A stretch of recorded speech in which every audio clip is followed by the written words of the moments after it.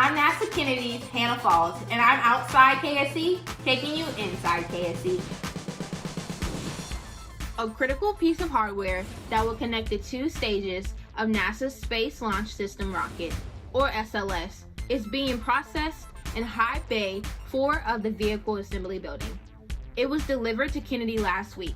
The launch vehicle stage adapter arrived at the Launch Complex 39 turn basin aboard the NASA's Pegasus barge.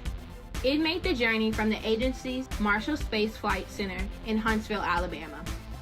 Technicians with NASA's Exploration Ground Systems moved the piece into the nearby Vehicle Assembly Building, where the rocket will be assembled ahead of the Artemis I launch.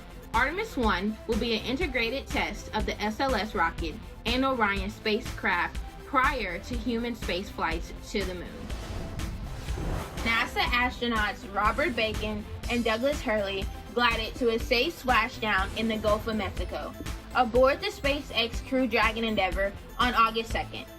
It was a triumphant end to NASA's historic SpaceX Demo 2 mission, which began with liftoff from Kennedy Space Center on May 30th aboard a Falcon 9 rocket.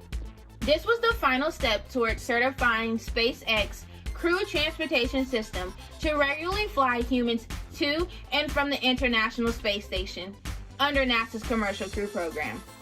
That certification will pave the way for the scheduled launch later this year of SpaceX's first operational mission, Crew 1, when NASA astronauts Mike Hopkins, Victor Glover, and Shannon Walker, along with Suichi Noguchi of the Japan Aerospace Exploration Agency.